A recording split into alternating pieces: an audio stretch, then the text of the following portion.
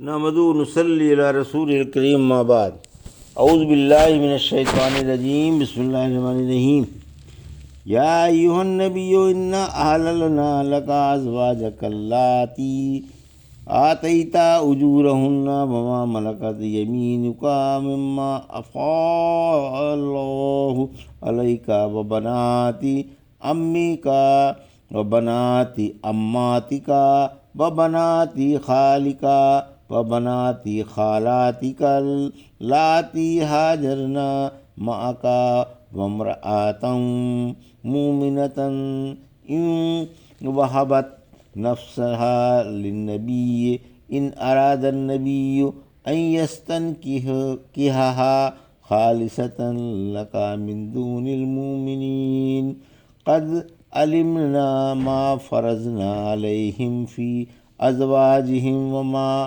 ملکت ایمانہم لکی لا یکون علیک حرج وکان اللہ غفورا رحیما۔ ابھی آپ نے سورہ احزاب کی آیت 50 کی تلاوت سماعت فرمائی۔ اس آیت کا ترجمہ اور تفسیر اس طرح ہے: یا ایھا النبی انا احللنا لک ازواجک اللاتی آتیت اجورہن وما ملکت یمینک مما افاء اللہ علیک وبنات عمک وبنات عماتک وبنات خالک وبنات خالاتک اللاتی ہاجرن معک وامرأۃ مؤمنۃ ان وہبت نفسها للنبی ان اراد النبی ان یستنکحها خالصۃ لک من دون المؤمنین قد علمنا ما فرضنا علیہم فی ازواجہم وما ملکت ایمانہم لکی لا یکون علیک حرج وکان اللہ غفورا رحیما۔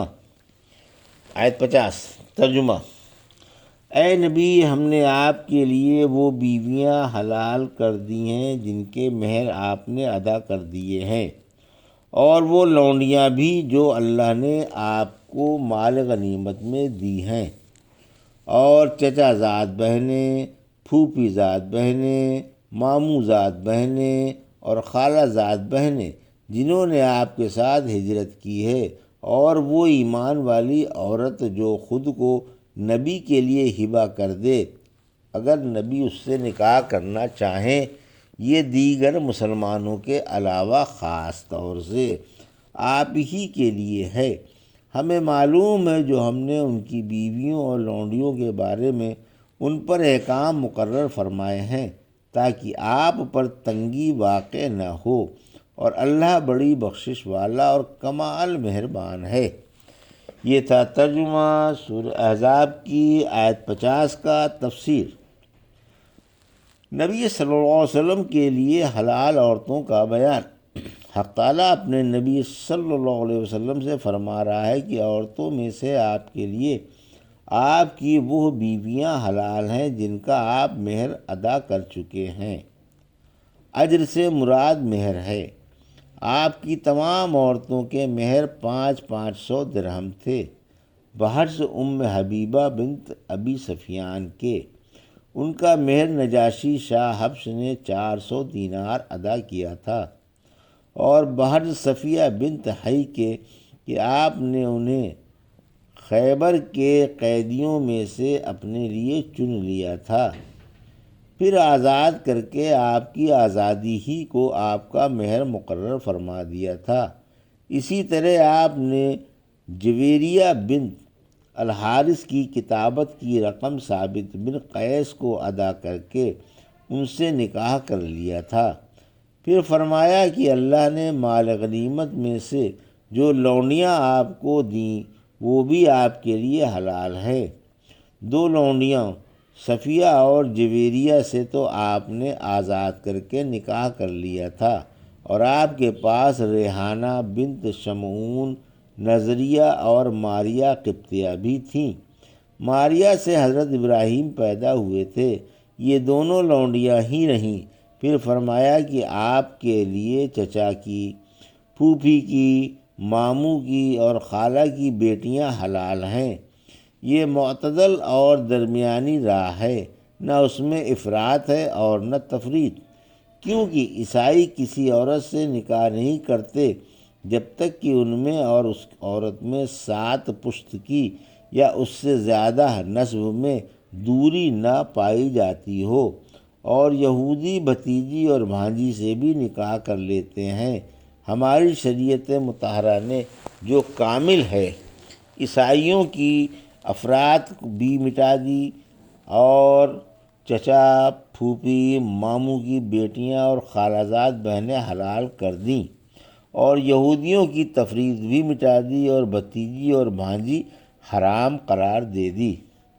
پھر فرمایا جنہوں نے آپ کے ساتھ ہجرت کی ہے۔ ام ہانی رضی اللہ عنہا کہتی ہیں میرے پاس رحمت عالم صلی اللہ علیہ وسلم نے پیغام بھیجا، میں نے عذر کیا، آپ نے عذر مان لیا، پھر اللہ نے ان احللناک لک ازواجک اللاتی آتیت اتاری میں ہجرت کرنے والیوں میں سے نہ تھی، میں تو فتح مکے کے روز ایمان لائی تھی اور طلقہ میں شامل تھی۔ پھر فرمایا جو مومن عورت خود کو آپ کے لیے ہبہ کر دے اگر آپ اس سے نکاح کرنا چاہیں، یعنی بلا مہر کے، تو وہ عورت خاص طور سے آپ ہی کے لیے جائز ہے اور کسی مسلمان کو جائز نہیں۔ یہ حکم 2 شرطوں کے ساتھ ہے۔ عورت خود کو ہبہ کرے اور آپ کی بھی نکاح کرنے کی مرضی ہو۔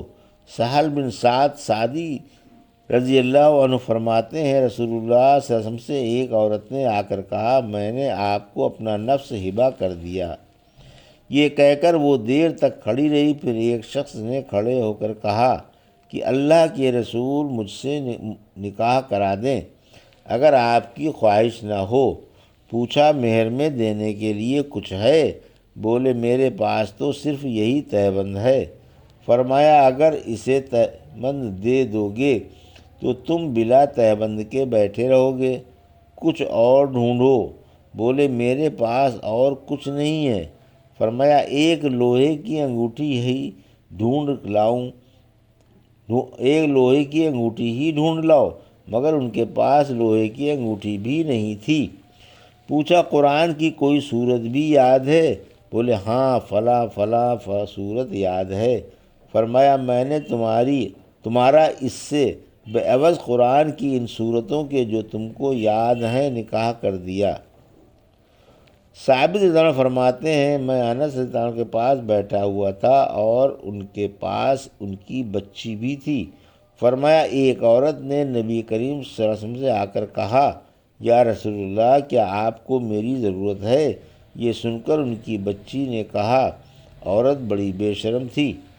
فرمایا تم سے تو اچھی تھی کہ اس نے اللہ کے رسول کی طرف رغبت کی۔ صدیقہ زیادہ فرماتی ہیں مجھے ان عورتوں پر غیرت آتی تھی جو خود کو نبی صلی اللہ علیہ وسلم کے لیے ہبہ کیا کرتی تھیں، اور میں تعجب سے کہا کرتی تھی کیا کوئی عورت بھی اپنے آپ کو ہبہ کر سکتی ہے؟ پھر جب یہ آیت اتری تو میں نے کہا اللہ آپ کی مرضی کو پورا فرما دیتا ہے۔ رحمت عالم صلی اللہ علیہ وسلم کے علاوہ موہوبہ بلا مہر کے حرام ہیں۔ ابن عباس فرماتے ہیں رحمت عالم صلی اللہ علیہ وسلم کے پاس کوئی ایسی عورت نہ تھی جس نے آپ کے لیے اپنے کو ہبہ کیا ہو، یعنی آپ نے کسی ایسی عورت کو قبول نہیں فرمایا تھا، اگرچہ یہ حکم آپ کے ساتھ خاص تھا اور ایسی عورت آپ کے لیے حلال تھی، مگر نکاح آپ کی مرضی پر موقوف تھا۔ پھر فرمایا یہ حکم محض آپ ہی کے لیے ہے، دوسرے مسلمانوں کے لیے نہیں، یعنی آپ کے علاوہ کسی اور مسلمان کے لیے موہوبہ عورت حلال نہیں، تاوقت یہ کہ وہ اس کا مہر ادا نہ کرے۔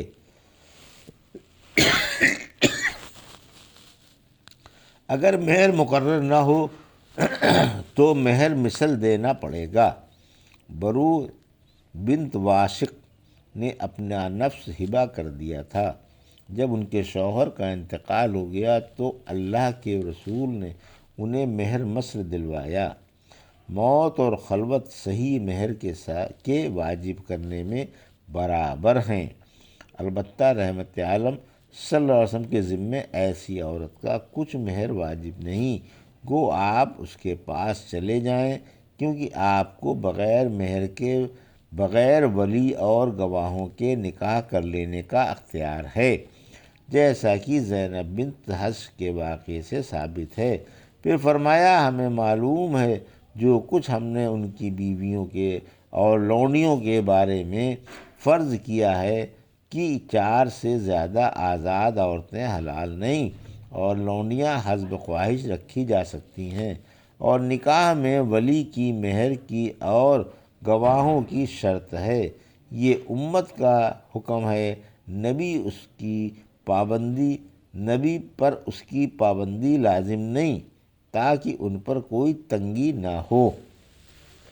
یہ تھا سورہ احزاب کی آیت 50 کا ترجمہ اور تفسیر جو ابھی آپ نے سماعت فرمائی۔